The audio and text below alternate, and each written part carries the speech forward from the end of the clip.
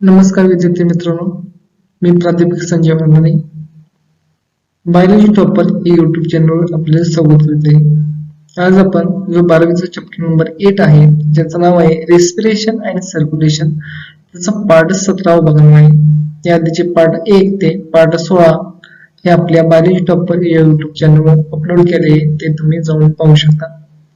व्हिडिओला चालू करण्यापूर्वी मी आपल्याला एक अशी विनंती करतो की जर तुम्ही माझ्या चॅनलला अजून सबस्क्राईब केले असेल तर सबस्क्राईब करा, लाईक करा, कमेंट करा आणि कमेंटमध्ये आणखी कोणते कोणते मराठीतील व्हिडिओ पाहायला आवडतील ते जरूर कळवा. चला तर मग आपण व्हिडिओला सुरुवात करूया.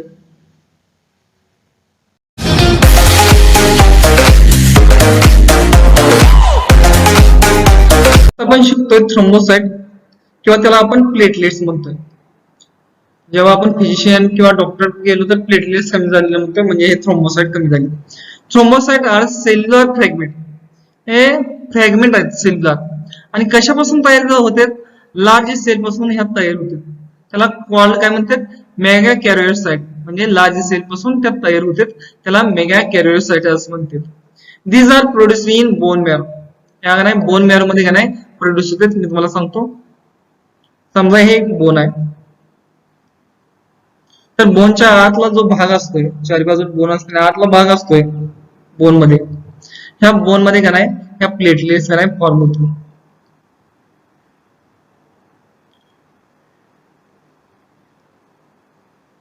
ठीक आहे, मी खोडतोय कारण की इथं डायग्राम आहे. डायग्राम मध्ये बघायचंय तुम्हाला ह्या प्लेटलेट्स कुठं असतात, काय असतात. हे तुम्हाला तिथं प्लेटलेट्स दिसतात. ह्या डब्ल्यूबीसी इरेग्युलर शेपचे असतात, आणि हे आरबीसी, हे आपण शिकलोय. आरबीसी म्हणजे काय, डब्ल्यूबीसी म्हणजे काय. आता आपण प्लेटलेट्स शिकतोय. प्लेटलेट्स ह्या नाही स्मॉल फ्रॅगमेंट पासून तयार झालेले असतात किंवा सेल्युलर फ्रॅगमेंट असतात, आणि त्या मोठ्या सेल पासून तयार झालेले असतात, आणि प्रोड्यूस करतो होते बोन मॅरो मध्ये. दे आर व्हेरी स्मॉल असतात, त्या ओव्हल शेप्ड असतात, सेल फ्रॅगमेंट पासून बनलेले असतात, विदाउट द न्यूक्लियस. न्यूक्लियस त्याच्यात ऍबसेंट असतोय, लक्षात घ्यायचं. न्यूक्लियस ऍबसेंट असतोय त्याच्यात. तर ह्या ओव्हल शेपचे असतात, सेल फ्रॅगमेंट पासून बनलेले असतात, आणि व्हेरी स्मॉल असतात.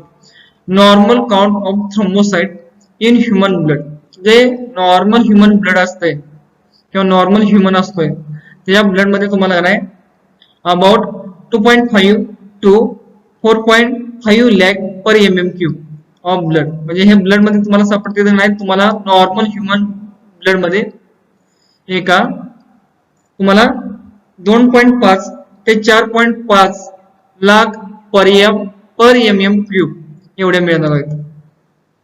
हे लक्षात ठेवायचं तुम्हाला. इथं डायग्राम मध्ये बघायचं आहे डब्ल्यूबीसी काय असते, आरबीसी काय असते, त्यांचं स्ट्रक्चर दाखवलंय, आणि लहान लहान दाखवले आणि तुम्हाला डॉट लाईक स्ट्रक्चर त्या प्लेटलेट्स आहेत. म्हणजे आरबीसी पेक्षा आणि डब्ल्यूबीसी पेक्षा खूप प्रमाणात कमी तुम्हाला साईज न दिसतील त्या. Then, if number of thrombocyte decrease than normal, condition is called as the thrombocytopenia. जर थ्रोम्बोसाइट ह्या काय नॉर्मल प्रमाणापेक्षा कमी झाल्या, डिक्रीज झाल्या, तर त्या कंडिशनला आपण काय म्हणतोय, तर थ्रोम्बोसाइटोपिनिया असं म्हणतोय. प्लेटलेट्स कमी झाल्या आपल्याला नॉर्मल प्रमाणापेक्षा, तर त्याला आपण थ्रोम्बोसाइटोपिनिया म्हणतोय.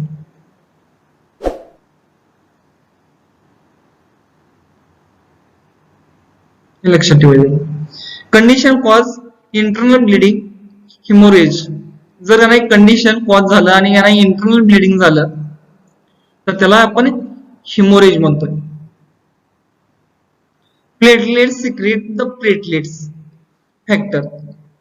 प्लेटलेट्स काय करते सिक्रेट, तर platelet factor which the essential in blood clotting. जे आपलं ब्लड का नाही एखादी जखम झाल्यानंतर ब्लड बाहेर निघतंय, आणि ब्लड थोड्या वेळानं त्याची गाठी तयार होऊन नाही तिथं नाही ब्लड थांबतंय किंवा क्लॉट होतंय किंवा आळतंय ब्लड, त्याला म्हणतोय आपण ब्लिडिंग थांबतंय, तर नाही हे प्लेटलेट्स मुळे होतंय. त्यात प्लेटलेटचा इम्पॉर्टंट फॅक्टर आहे. प्लेटलेट्स काय करताय, प्लेटलेट फॅक्टर तयार करते, आणि त्यामुळे ब्लड आपलं नाही क्लॉट होतंय. They also seal the ruptured blood vessel by the formation of platelet पग थ्रोम्बस म्हणजे नाही काय होतंय, रप्चर ब्लड व्हेसल झाली किंवा नाही आपली शीर किंवा व्हेन किंवा आर्टरी ही तर रप्चर झाली, तुटली, जखम झाल्यामुळं किंवा काय काहीतरी आघात झाल्यामुळे तुटली, तर का नाही हे का नाही काय करतात प्लेटलेट्स, ह्या का नाही प्लेटलेट्स बघ म्हणजे का नाही हे जेव्हा नाही हे का नाही आवरण तयार करतात.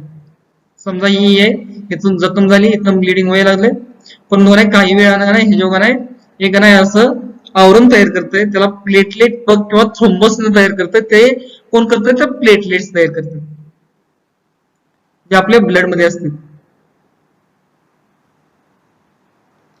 They secrete the serotonin, a local vasoconstrictor. आता नाही ठीक आहे, सेरोटोनिन सुद्धा सिक्रेट करतं हे प्लेटलेट्स. तर काय करतं, इथं जखम झाली तुम्हाला दिसतंय, इथं जखम झाल्या, तर जखमेच्या आधी तुम्हाला इथं व्हेसल आहे किंवा ब्लड व्हेसल आहे, हे कॉन्ट्रॅक्ट करते म्हणजे कमी करते, साईज कमी करते.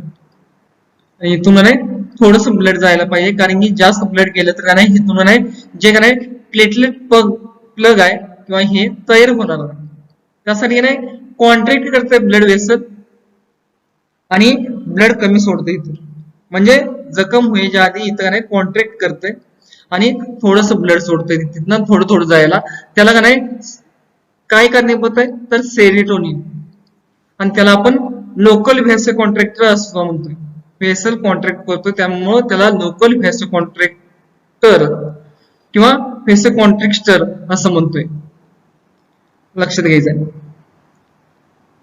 खूप महत्वाचा पॉइंट आहे हा, तुम्हाला नीटला सीईटी ला येऊ शकतो, नीटला आणि सीईटी ला येतोय म्हटल्यावर बोर्डाला सुद्धा 100% असू शकतो. आता आपण बघतोय ब्लड क्लॉटिंग किंवा कोअग्युलेशन ऑफ ब्लड, म्हणजे ब्लड का नाही एखादी का नाही जखम झाल्यानंतर थांबतं किंवा कसं किंवा आळतं कसं.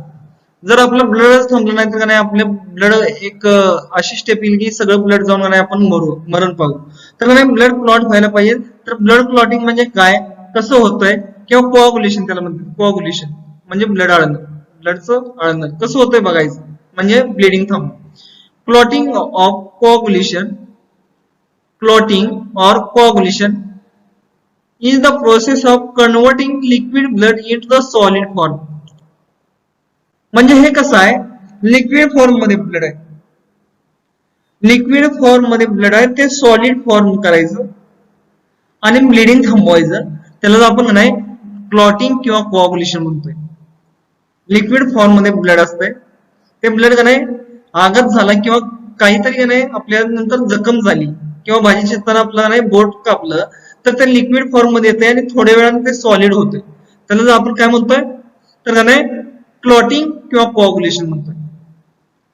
दिस process may be initiated by the contact of blood with the foreign surface, intrinsic process. जेव्हा ही ब्लड कॉन्टॅक्ट फॉरेन सरफेसला आलं, म्हणजे हे लिक्विड का नाही फॉरेन सरफेसला किंवा बाहेरच्या सरफेसला आलं आपल्या बॉडीच्या फॉरेन सरफेसला, तर त्याला इंट्रिन्सिक प्रोसेस म्हणते. इंट्रिन्सिक प्रोसेस म्हणजे initiated by the contact of blood with any foreign surface, any foreign सरफेसला आलं तर त्याला इंट्रिन्सिक प्रोसेस असं म्हणतोय आपण. म्हणजे भाजी चिरली आणि आपलं ब्लड बाहेर आलं आणि त्याला आपण इंट्रिन्सिक प्रोसेस म्हणतोय. और विथ डॅमेज टिश्यू झाल्या तर त्याला एक्सट्रिन्सिक प्रोसेस म्हणतोय. इंट्रिन्सिक प्रोसेस आणि एक्सट्रिन्सिक प्रोसेस हे लक्षात ठेवायचं. ब्लड आपलं फॉरेन सरफेसला आलं किंवा आपल्या अंगाच्या बाहेर आलं तर त्याला आपण इंट्रिन्सिक प्रोसेस म्हणतोय. टिश्यू सुद्धा डॅमेज झाल्या तर त्याला एक्सट्रिन्सिक प्रोसेस म्हणतोय. हा तुम्हाला खूप IMP क्वेश्चन आहे, नीटला येऊ शकतोय. काय extrinsic process involve interaction in the various substance called clotting factor. म्हणजे काय नाही हे ब्लड क्लॉट करायचंय दोन्ही सिस्टमनं किंवा दोन्ही प्रोसेसनं. एक आहे एक्सट्रिन्सिक आणि दुसरे इंट्रिन्सिक. इंट्रिन्सिक आणि एक्सट्रिन्सिक प्रोसेस आहेत, त्या इन्व्हॉल्व इंटरॅक्शन करण्यासाठी काय होते सबस्टन्स असते, त्याला आपण क्लॉटिंग फॅक्टर म्हणतोय. क्लॉटिंग फॅक्टर नाही क्लॉट होते ब्लड. त्या प्रोसेस दोन आहेत, इंट्रन्सिक आणि एक्सट्रन्सिक प्रोसेस आहेत. आणि जे सबस्टन्स लागतात हे प्रोसेस व्हायला त्याला आपण एक क्लॉटिंग फॅक्टर म्हणतोय. दी step wise and cascade mechanism, हे स्टेप वाईज होते. लगेच नाही डायरेक्टली नाही ब्लड झालं इथं नाही वेसल आहे इथनं ब्लड नाही व्हायला लागले तर नाही एक प्रोसेस होते. पहिली प्रोसेस, दुसरी प्रोसेस, तिसरी प्रोसेस आणि ह्या प्रोसेस नाही होते आणि परत ब्लड क्लॉट होते. लगेच नाही डायरेक्टली नाही पहिल्या फॅक्टरी लगेच नाही अटॅक करून नाही लगेच नाही ते इंटॅक्ट करून प्लेटलेट प्लग बनवत नाही किंवा ते बंद करत नाही ब्लड थांबवायचं. तर नाही हे स्टेप वाईज होतं, त्याला आपण नाही कॅस्केड मेकॅनिझम असं म्हणतो. लक्षात ठेवा, बोर्डाला तुम्हाला मल्टिपल चॉईस क्वेश्चनला येऊ शकतात. All 12 of clotting factor numbered as 1 to 13. जे क्लॉटिंग फॅक्टर आहेत ते किती आहेत तर आपण 1 ते 13 आहेत. 1 ते 13 आणि 1 ते 13 ला आपण 12 म्हणतोय. का 12 म्हणतोय?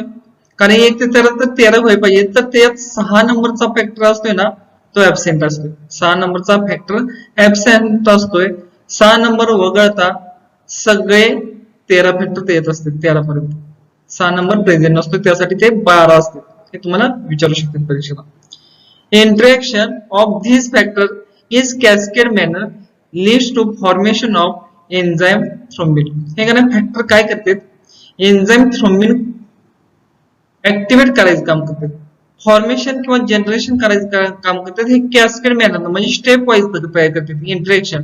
हा नाही एन्झाईम थ्रोम्बिन काय आहे क्लॉटिंग फॅक्टरला खूप महत्वाचं आहे. मग हे सगळे का नाही 1 ते 13 जे फॅक्टर आहेत क्लॉटिंग फॅक्टर ते कॅस्केड मॅनरनं तयार करतात. फॉर्मेशन काय करतात एन्झाईम थ्रोम्बिन. फॉर्मेशन थ्रोम्बिन झालं तर नाही हे नाही सगळे का नाही कॅस्केड मॅनरनं तयार होणार. Thromboplastin help the formation of enzyme prothrombinase.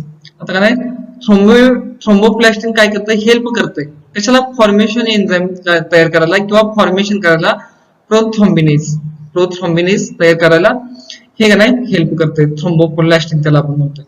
These enzyme इनएक्टिव्हेट heparin, ते हिपॅरिनला इनएक्टिव्हेट करते and it's also convert inactive prothrombin. त्याबरोबर काय प्रोथ्रोम्बिनला सुद्धा इनएक्टिव्ह करतं इनटू द ऍक्टिव्ह थ्रोम्बिन. म्हणजे प्रोथ्रोम्बिन पासून ऍक्टिव्ह थ्रोम्बिन हे तयार होतं.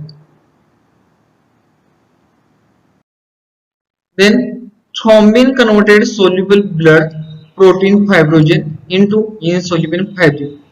म्हणजे का नाही हे सोल्युबल थ्रोम्बिन असते ते का नाही कन्वर्ट करते कशाला ब्लड मध्ये फायब्रोजन प्रोटीन फायब्रोजन आहे ते सोल्युबल असते ते इनसोल्युबल फायब्रिन तयार करते. कारण की नाही ब्लड जर नाही सोल्युबल होत असलं तर नाही जे क्लॉट आहे किंवा नाही मेश जाळी म्हणतोय आपण ते होणार नाही प्लेटलेट्स.